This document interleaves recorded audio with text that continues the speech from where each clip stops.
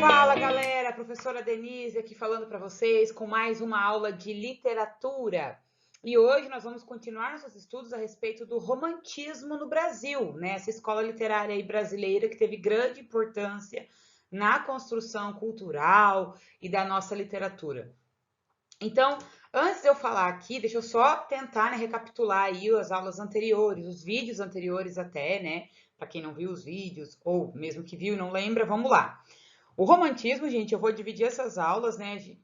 Já estão aí parcialmente divididas, né? Já foram publicadas as aulas com o contexto histórico, com as características principais, e agora a prof vai começar devagarinho, né? Vou falar das 3 gerações poéticas e depois, né, o romantismo em prosa. Tudo isso, gente, romantismo no Brasil, tá? Eu não tô falando nada do romantismo europeu, romantismo de Portugal, nem nada disso. A gente tá focando no romantismo brasileiro, nos autores brasileiros. Fechou? Então, bora lá, vamos começar. Bom, a gente vai falar, gente, da primeira geração hoje, tá? Eu achei melhor dividir os vídeos nas gerações para não ficar um vídeo muito longo, muito cansativão, tá? Então a gente vai falar da primeira geração nessa aula desse vídeo de hoje. E assim, só para relembrar uma coisa muito importante, porque confunde muitos alunos, atenção, rufem os tambores. Gente, as 3 gerações do romantismo dizem respeito apenas à produção poética, beleza?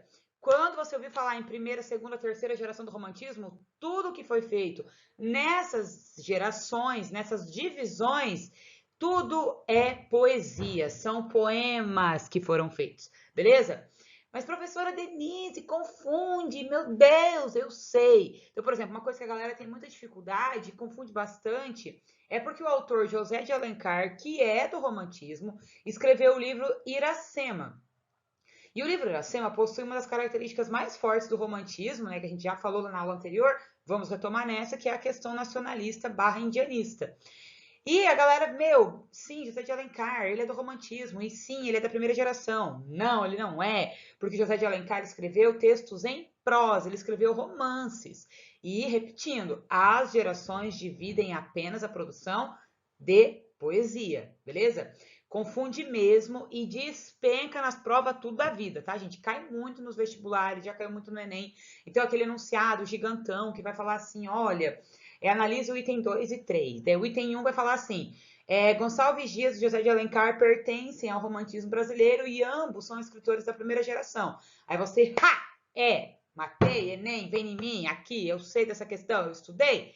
E sim, José de Alencar escreveu o Iracema e o Birajara. Esse homem é do indianismo. E claro, Gonçalves Dias escreveu também. Esse cara escreveu poemas que falavam dos índios. Eu lembro, eu li, eu sei. Meu Deus, Juca Pirama do Gonçalves. Sim, os dois falavam de índios. Está certo? Não, está errado, porque José de Alencar, ele é escritor de prosa, ele escreveu romance, tá? Então está certo dizer que os dois pertencem ao romantismo, está certo dizer que os dois possuem essa característica fortíssima do romantismo, que é o indianismo, mas não está certo dizer que os dois pertencem à primeira geração. Na primeira só tá o Gonçalves. Por quê? Gonçalves era poeta, beleza? E o José de Alencar era autor de texto em prosa, de romance. Fechou, galera? Então isso é bem importante. Eu tenho muito aluno que confunde, que entende diferente, que acha que os escritores de prosa vão se dividir também nessas subdivisões das gerações da poesia, do romantismo. E não, tá errado, esse conceito está errado. Beleza?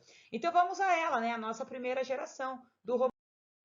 Antes de mais nada, gente, eu coloquei isso daqui nos slides sobre o contexto histórico, tá? O início do sentimento de nacionalismo. Isso tem tudo a ver com a produção literária que vai ser realizada na primeira geração, porque é que os escritores estavam muito preocupados, né, em tentar transmitir para dentro da literatura essa necessidade, sabe, de valorizar esse sentimento, esse nacionalismo que estava dentro deles, tá?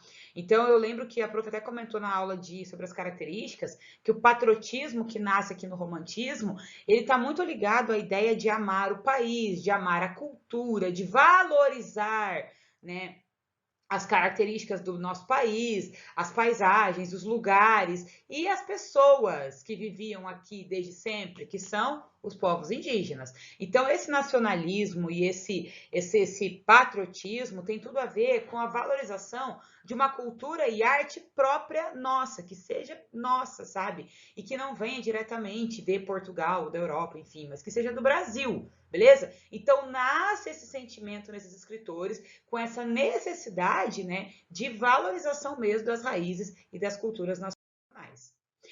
E para isso, gente, vamos então às características principais da primeira geração. Ó, antes de mais nada, vamos só localizar um negócio aqui. A primeira geração do romantismo, ela recebe o nome de nacionalista / indianista. Por que isso aí, galera? Esses dois nomes estão certos, organistas, tem um que tá mais certo, um que tá menos certo. O que tá acontecendo? Gente, os dois nomes estão certos, tá? Então é comum você ver enunciado de prova. A primeira geração do romantismo, conhecida como nacionalista e também classificada como indianista, está correto, tá, gente? Os dois nomes estão certos, ok? Então vamos lá. As características, elas são bem inerentes e muito fortes, aparecem demais na primeira geração toda, sabe? Na produção literária de poesia realizada na primeira geração. Então, esse nacionalismo, gente, que a prof explicou agora, a ver com esse sentimento de patriotismo muito exagerado, sabe? Inclusive, a palavra ufanista, que está aí no slide, ufano significa, é isso mesmo, o significado é algo que é grandioso, que é exagerado, que é muito, tá? Então era um amor assim pela pátria sem precedentes, né? A saudade da pátria dos poetas que tinham que sair, né, ou por motivos de força maior, não podiam ficar no Brasil. Então eles estavam em outro lugar, mas eles estavam sentindo saudade desse ambiente, saudade da sua terra, saudade da sua família, saudade da sua comida, saudade da sua casa, sabe? Então, essa coisa do nacionalismo envolve muito mais do que amar o Brasil, tipo, né, sei lá, 7-1 para a Alemanha, torcer para o Brasil na Copa do Mundo. Não, tem mais a ver com a ideia de valorizar as raízes e a cultura brasileira, sabe? Olhar para o Brasil, sabe? Ver como que a natureza aqui é bonita, como as praias, as florestas são lindas. Tem mais a ver com essa ideia, tá bom? E aí as outras características, gente, é que a partir de agora, no romantismo, né, na literatura especialmente, o índio ele passa a ser visto como um herói.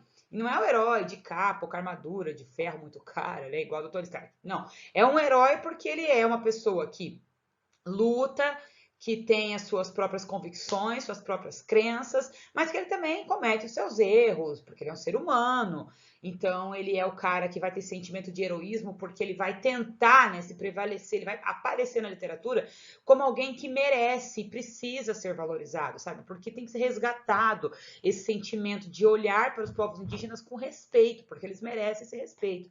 Então, Gonçalves Dias, especialmente, aí, esse poeta, o principal nome da primeira geração, ele vai fazer justamente isso em alguns dos seus poemas. Ele vai tentar trazer essa importância que os povos indígenas possuem para a construção histórica e da raiz do Brasil.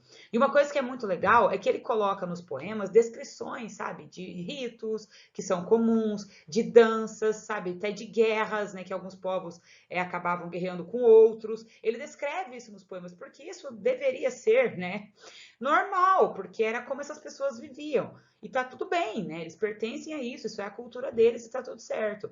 Então ela vai trazer esse conceito de o índio passar a ser visto como herói, porque o índio passa a ser tipo o herói da nação, o símbolo do Brasil, o salvador, porque é ele que morava aqui antes, essa terra pertence a ele, né? O Brasil tem muita história, muita cultura enraizada nas culturas dos povos indígenas e tudo mais. E aí, com isso, a gente vem o culto à natureza, né? A valorização da natureza mesmo, cultuá-la, adorá-la, sabe? Então, nossa natureza é bonita, nossos rios, nossas florestas, nossas flores, nossos campos verdejantes, justamente por isso, porque é olhar para esse Brasil. Tem a ver com aquilo que eu disse antes, desse sentimento nacionalista, de amar o lugar de onde você vem, o lugar onde você vive, o lugar de onde é as suas raízes, sabe? E tentar desmistificar, sabe? Desgrudar um pouquinho daquele conceito, tipo, muito fechado na questão europeia, de Portugal, que veio de lá é bom, a gente tem coisa boa aqui também, nesse sentido, tá? Então, esse culto à natureza vem para valorizar essa natureza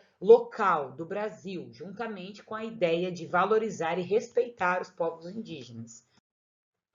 E aí, gente, tá o nome do homem, né? Gonçalves Dias é o autor principal da primeira geração e ele procurou formar com os seus poemas, né, um sentimento nacionalista, quando ele incorporou povos indígenas, paisagens brasileiras dentro da literatura nacional, porque nós não tínhamos isso até então, tá? Então, Gonçalves Dias traz isso para a literatura, até tratando como uma maneira, como algo assim que deveria ser mais visto, deveria ser mais valorizado. Então, ele é o autor principal, Gonçalves Dias é o principal poeta da primeira geração do romantismo. E aí, gente, tá o poema principal dele, né? Que eu duvido que você não conheça, o poema Canção do Exílio. Ficou famosíssimo, né? Tão famoso e é tão conhecido, tão esplendoroso, né? Que acabou e que trechos desse poema fazem parte do hino nacional brasileiro, né? E nós sabemos que o hino é um símbolo, né? De nacionalidade e etc. E o poema Canção do Exílio tem várias características que compõem essa fase do romantismo brasileiro, né? Então, minha terra tem palmeiras onde canta o sabiá, as árvores que aqui gorjeiam não gorjeiam como lá. Nosso céu tem mais estrelas, nossas várzeas têm mais flores, nossas flores têm mais vida, nossa vida mais amores. Em cismar sozinho à noite, mais prazer encontro eu lá. Minha terra tem palmeiras onde canta o sabiá. Minha terra tem primores que tais não encontro eu cá. Em cismar sozinha à noite, mais prazer encontro eu lá. Minha terra tem palmeiras onde canta o sabiá.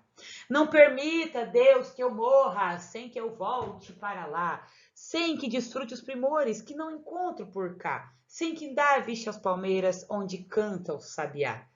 Poema famosíssimo, conhecido do Gonçalves Dias, e que, né, se chama Canção do Exílio, porque neste momento o autor, Gonçalves Dias, estava exilado em Portugal por questões políticas e ele teve que ir para lá, foi embora para Portugal. E de lá, né, ele escreveu, porque percebam, a minha terra tem primores, que tais não encontro eu cá. Cá onde? Portugal, onde ele está, né?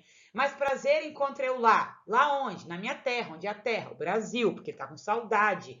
Lembra quando a prof comentou lá no vídeo, na aula, sobre as características, sobre essa ideia do sentimentalismo, né, pertencer ao romantismo, sobre a ideia até da pegada idealizadora, de sonhar com a pátria perfeita, sobre a ideia também de sentir saudade desse lugar, de falar mais de você mesmo, né? Tipo, esse lance que é, eu tô com saudade, eu moro aqui, eu sinto falta da minha terra, sabe? Então, olha só como que um poema pequenininho compõe assim muitas das características do romantismo e por isso torna-se tão fácil de você conseguir identificar na hora da prova.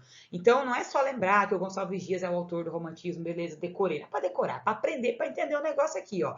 Ele traz várias características representativas do romantismo dentro desse mesmo poema. Então a gente tem o que aí? Valorização da natureza, o sentimento de nacionalismo, óbvio, que aparece no poema todo, né? Nosso céu tem mais estrelas. Querido, é o mesmo céu. Não, não, não, não, não. O céu da minha terra, o céu do Brasil é mais bonito.